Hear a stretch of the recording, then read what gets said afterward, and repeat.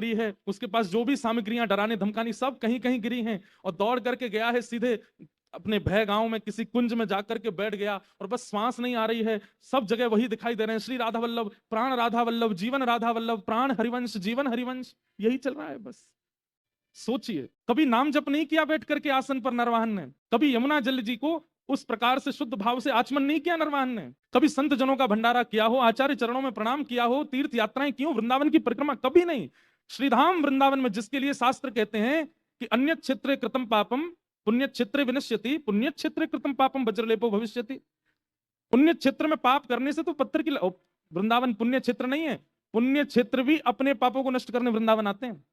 वहां रहकर के नरवाहन इतनी दुष्टता करता था, इसका मतलब आचरण शुद्ध नहीं था जीवन में, लेकिन केवल महाप्रभु जी की दृष्टि पड़ गई, बदल गया जी। सब उसके संगी साथी, विशाल रूप था सबका, हाथ में तलवार, किसी के घुंघराले केस, बड़ी बड़ी डारियां, राक्षस जैसे दिखते सब सब जाकर के बोले, सरकार साहब क्या हुआ? तो बस प्राण प्राण राधा वल्लभ, जीवन हरिवंश, प्राण राधा वल्लभ, जीवन हरिवंश, प्राण राधा वल्लभ, जीवन। और कहते कहते रोने लगता है, और श्रीधाम वृंदावन में लेट करके नतमस्तक होकर के सिर रगड़ करके क्षमा मांगता है कि वृंदावन मुझे क्षमा कर देना, मैंने जीवन पर्यंत इतना दुराग्रह किया यहाँ रह करके। 2-4 दिन हो गए, ना कुछ खा रहे हैं ना कुछ पी रहे हैं, नरवाहन बस रो ही रो रहा है।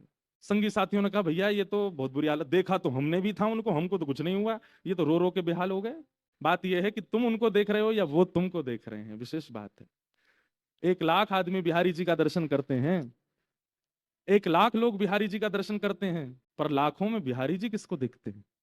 उनकी दृष्टि, भागवत जी में वर्णन आता, आलोक्य वदनम सख्य।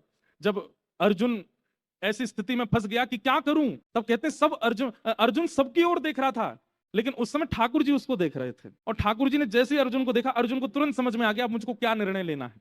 ये रसिकाचार्य, ये आचार्य चरण, ये कथाएं हमें अधिकार प्रदान करती है कि हम ठाकुर जी की दृष्टि के लायक बने।